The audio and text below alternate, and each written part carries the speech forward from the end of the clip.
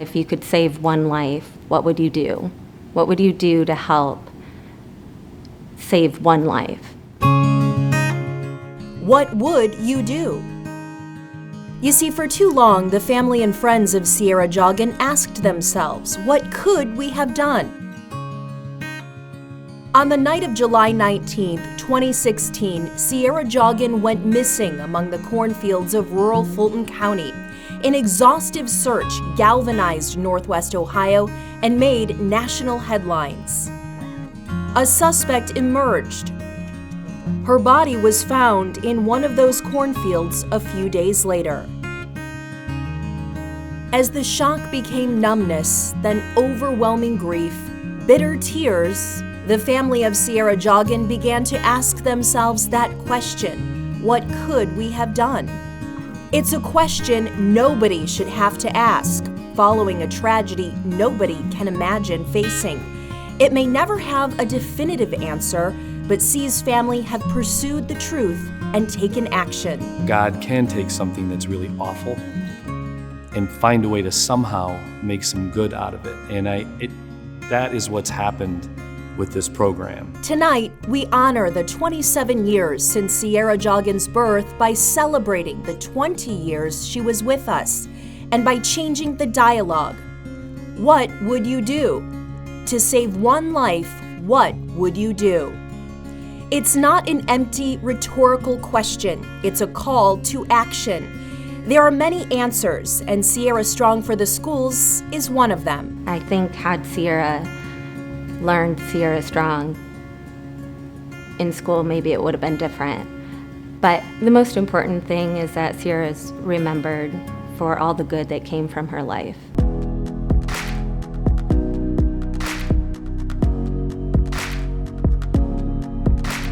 Sierra Strong for the Schools is a self-awareness and self-defense program currently taught in middle school grades. It's been piloted throughout Ohio since 2020 and is now part of the curriculum in schools from Northeast to Northwest Ohio, Southeast Michigan, and here in Toledo. It's a self-esteem builder. It is an awareness builder.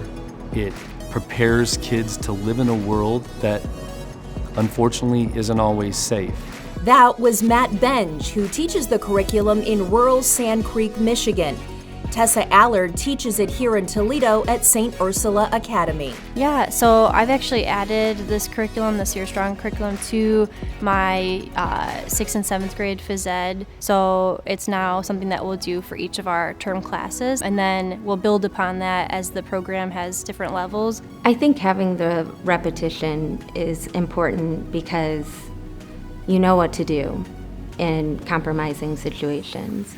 In November, before Sierra went missing, her and I took a self-defense class at a hospital put on by the local police. And we were all excited. We came home, we're like, every Sunday we're gonna meet and we're gonna practice. And so the next Sunday comes and we were like, we don't know what to do.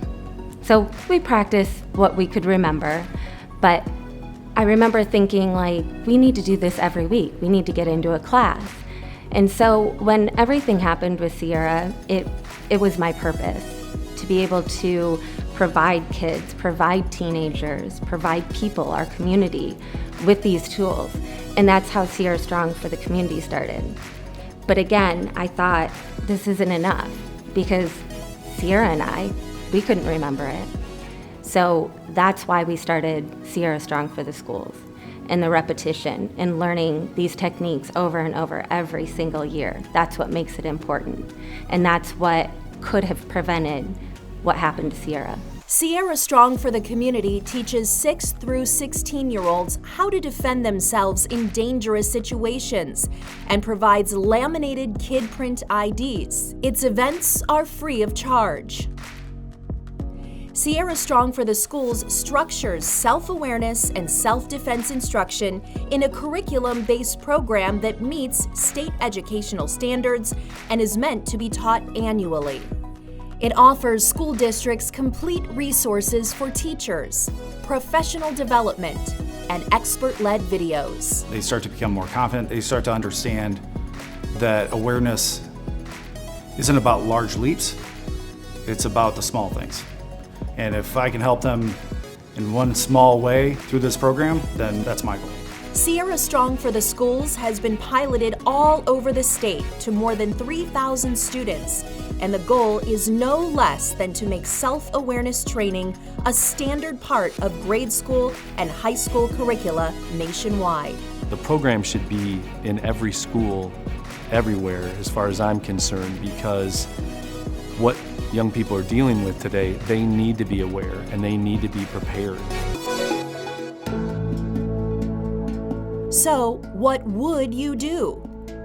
Sierra Joggins' family continues to do everything they can. There are a lot of self-defense and self-awareness foundations, but Justice for Sierra is taking it one step further, and it is vitally important, if anything else, just to invest in your kids. I mean, it's worth it in the end. I mean, if you can prevent your child from being a victim, then wouldn't you do anything?